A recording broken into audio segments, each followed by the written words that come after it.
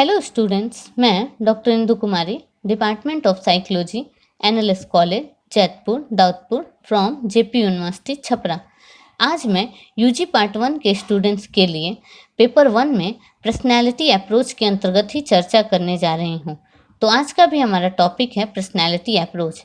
जैसा कि हमने अपने पिछले वीडियो में पर्सनैलिटी अप्रोच के अंतर्गत ट्रायड अप्रोच के बारे में हमने आइजेंक के योगदानों को जाना, आज भी हम आइजेंक के ही विचारों के बारे में जानेंगे।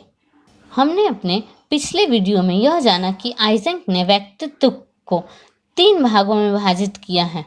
उनका मानना था कि व्यक्तित्व मुख्य रूप से 3 विभाग हैं। व्यक्तित्व को मुख्य रूप से 3 भागों में बांटा जा सकता है।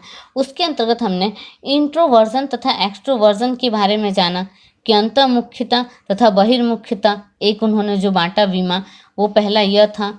जो द्विध्रुवीय हैं उनकी प्रत्येक विमाएं द्विध्रुवीय ही हैं। दूसरा उनका था स्नायु विकृति तथा स्थिरता, जिसके बारे में हमने अपने इन दोनों पॉइंट्स के बारे में अपने पिछले एपिसोड में चर्चा की थी। आज हम मनोविक्षिप्तता पराह की क्रियाएं, उनके बारे में हम चर्चा करने जा रहे हैं, जो कि उनका तीसरा और अंतिम पॉइंट था। आइजेंक ने व्यक्तित्व के इस प्रकार को बाद में किए गए शोधों के आधार पर जोड़ा है। किसके आधार पर? आइजेंक ने जो बाद में जो शोध किए व्यक्तित्व के अंतर्गत, तो उसके बाद इस प्रकार को जोड़ा गया है। शोधों के बाद इस प्रकार को जोड़ दिया गया। आइजेंक ने इस प्रकार की व्याख्या करते हुए कहा कि व्यक्तित्व का यह प्रकार मानसिक रोग की एक विशेष श्रेणी, जिसे मनोविक्षिप्तता कहा जाता है, के तुल्य नहीं है, उसके इक्वल नहीं है। हाँ, इतना अवश्य कहा जा सकता है कि मनोविक्षिप्त रोग से पीड़ित व्यक्ति में मनोविक्षिप्तता के गुण अधिक होंगे।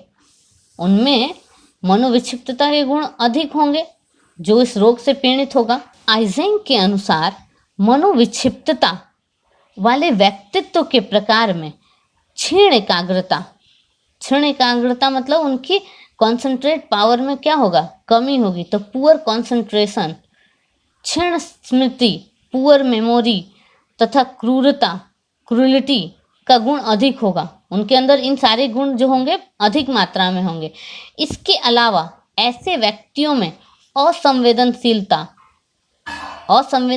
उनमें ज़्यादा होगी। दूसरों के प्रति सौहार्दपूर्ण संबंध की कमी होगी। किसी प्रकार के खतरे के प्रति असतर्कता, सृजनात्मकता, क्रिएटिविटी के गुण भी उनमें नहीं पाए जाएंगे, उसमें भी कमी पाई जाएगी। इस प्रकार के दूसरे छोर पर पराह की क्रियाएं क्या होंगी? सुपर ईगो फंक्शन होती हैं। जैसे जैसे इस छोर की ओर हम बढ़ते हैं, उक्त लक्षण या व्यवहारों की मात्रा घटती जाती है। इसके दूसरे छोर पर क्या होगा कि ये सारे, जैसे क्रिएटिविटी की कमी है, इसमें असंवेदनशीलता की कमी है, तो उसमें क्या होगा? बढ़ती जाएंगी और इन सब की मात्रा घटती जाएगी। तथा व्यक्ति में आदर्श तथा नैतिकता की मात्रा क्या होगी? बढ़ती जाएगी। जब दूसरे छोर पर उसका व्यवहार के लक्षण होंगे दूसरे छोर पर, तब इस तरह से हम देखते हैं कि आइजेंक ने तीनों प्रकार द्विध्रुवीय हैं। तीनों प्रकार जैसे इंट्रोवर्जन, एक्सट्रोवर्जन, स्नायु विकृति, स्थिरता, मनोविक्षिप्तता पराह की क्रियाएं, ये तीनों पॉइंट्स क्या हैं? द्विध्रुवीय हैं। दोनों में 2 पॉइंट्स की चर्चा की गई, दोनों अलग अलग। एक अंतर्मुखिता व्यवहार को दर्शाता है एक छोर, तो दूसरा बहिर्मुखिता, तो दोनों द्विध्रुवीय है ना बाकी सारे पॉइंट्स। मतलब यह कदापि नहीं है कि अधिकतर व्यक्तियों को 2 छोरों में से किसी एक छोर पर रखा जा सकता है। सच्चाई यह है कि प्रत्येक प्रकार या विमा के बीच में ही अधिकतर व्यक्तियों को रखा जाता है।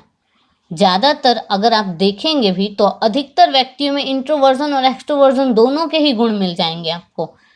वो किस परिस्थिति में, कहीं इंट्रोवर्ट का उनमें सिम्टम मिलेगा और किन्हीं परिस्थितियों में एक्सट्रोवर्जन का गुण मिलेगा। तो इस तरह से कहा जा सकता है कि जो भी अधिकतर व्यक्ति कहाँ होंगे? बीचों बीच होंगे प्रत्येक बीमा में, ना कि इस छोर पे ना कि उस छोर पे। तो इस तरह से हमने आइजेंक के विचारों के बारे में जाना और उनके योगदान के बारे में जाना कि जो सील गुण सिद्धांत के अंतर्गत आते हैं। आज के लिए इतना ही। धन्यवाद।